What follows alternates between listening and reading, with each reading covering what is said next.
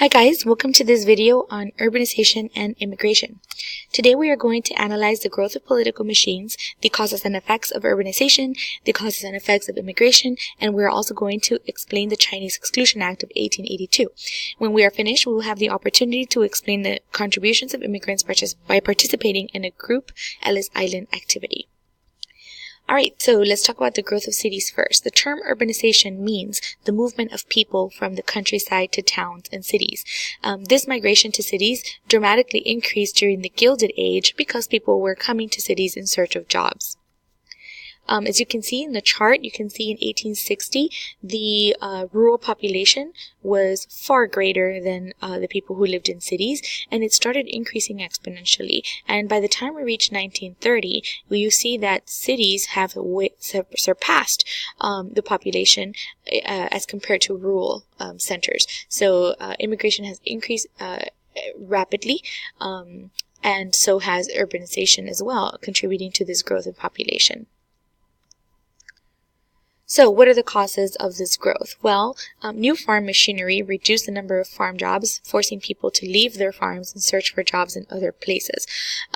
Industrialization also created a lot of jobs in cities because workers were needed in factories, in the mines, and workshops, and in the service industry. And we also see an increase in immigration during this time period from Europe. So urbanization does come with problems. Cities tended to be overcrowded. The streets were not wide enough to handle this increased traffic, and there was not enough housing for this growing population. So people were forced to live in these small, crowded apartment buildings called tenements. These tenements lacked daylight, heat, fresh air, and adequate plumbing, and people were kind of crammed into these one small room apartments. Here are some images that come from the tenements in the cities. Right, people who have many children forced to live in small apartments without any adequate ventilation. They usually are one-room apartments where you eat and sleep and cook in the same room. And on top of that, this puts a strain on public services too. So there's a lot of people living in cities. However, there are no services to go with it. There's a lack of hospitals, not enough police. There's not enough schools for children.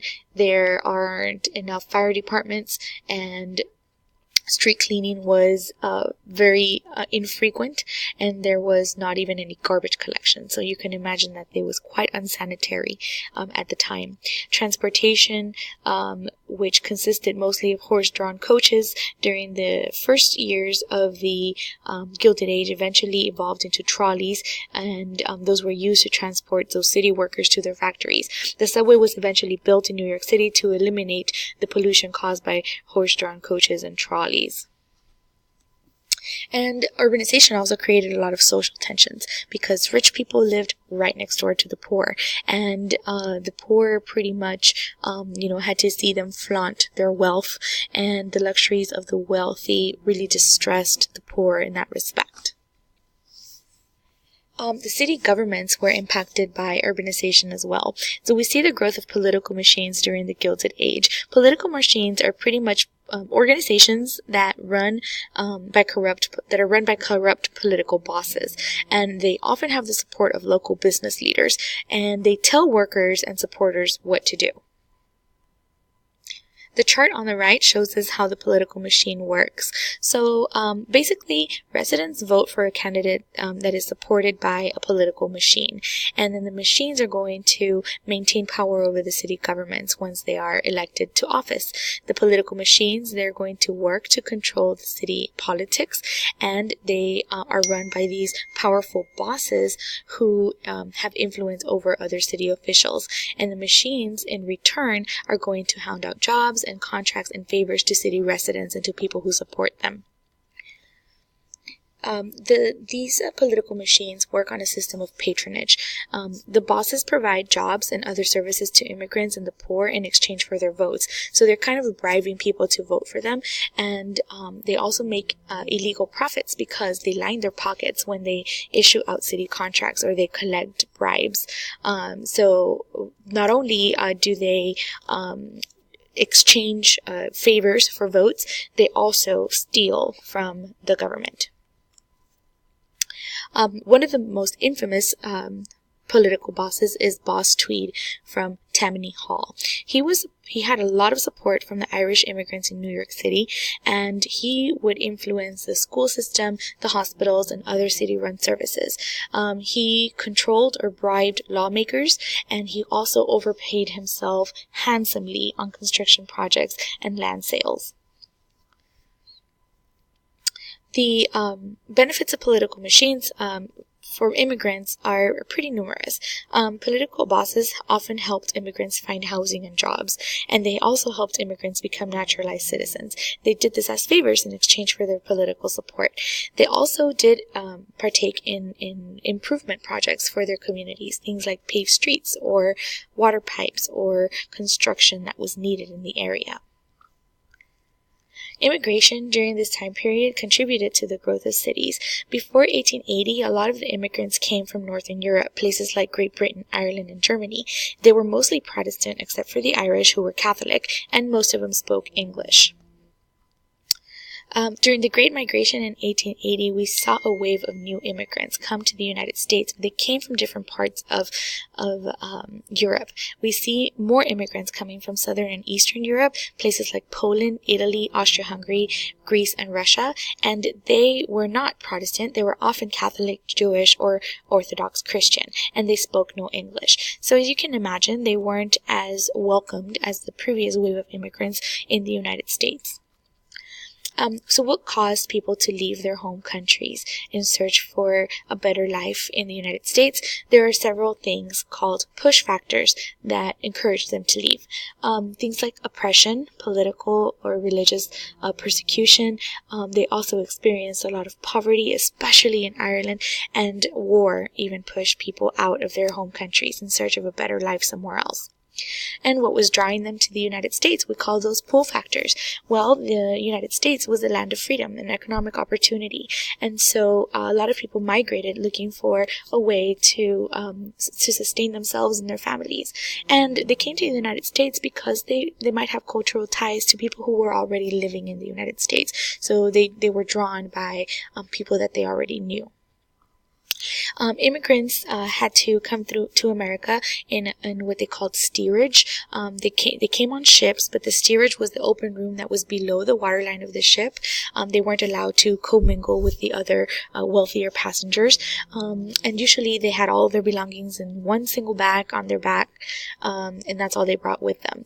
Once they reached a port like Ellis Island in New York, which is where most European immigrants arrived for processing, they were inspected, and if they were ill with tuberculosis or another disease, they were sent back. Initially, many of the immigrants settled in cities and in these crowded tenements, and usually they were poor. They were dressed differently. They were unfamiliar with American customs, and so the only jobs that they could get were as unskilled laborers, and they worked for long hours and little pay. And they did face a lot of hostility and discrimination from Americans who felt that they were here to take their jobs, or didn't view them as able to be one of them. So people started to settle in what we call ethnic ghettos. Immigrants tended to settle in communities that had people of the same ethnic group because that's where they felt more comfortable. They could speak their native language, they could attend their own churches or synagogues, they could be amongst relatives and friends from the old country. And so although it gave them some comfort and a familiar place to live, it did isolate them from mainstream American life and made them targets of more discrimination and hostility. But a lot of immigrants did seek to Americanize. That's what we call learning to dress, speak, and act like other Americans. Some immigrants attended night school after they got out of work to try to learn English. But for the most part, adults didn't Americanize as easily as the children. So children were the ones who were given the responsibility of Americanizing. And America became what we call a melting pot. And this term refers to the view that immigrants come to the United States and then they're melted down and they're reshaped to look like Americans.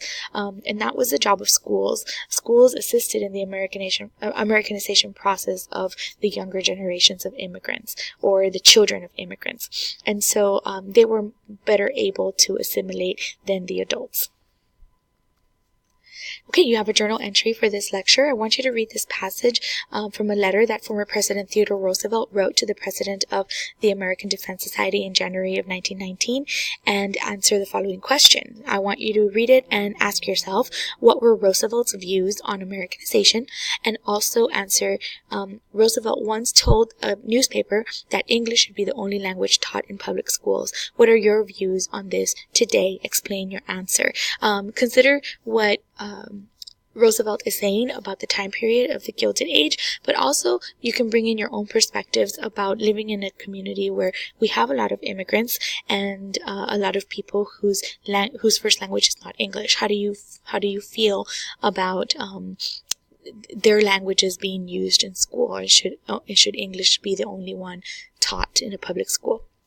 And we'll discuss them in class. All right, so let's talk about the reactions to immigration. We see the rise of nativism as a reaction to increased immigration. Nativists are people who are born in the United States and are calling for restrictions on immigration. They believe that immigrants are inferior, especially those new immigrants who are not Protestant and who don't speak English. And they fear that immigrants would never be able to assimilate. They argued that immigrants were taking American jobs.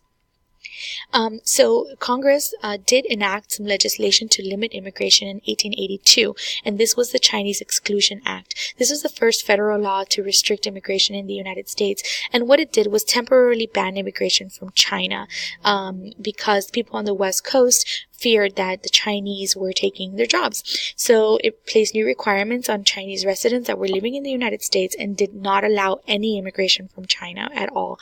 State and federal courts banned the granting of citizenship to Chinese residents as well.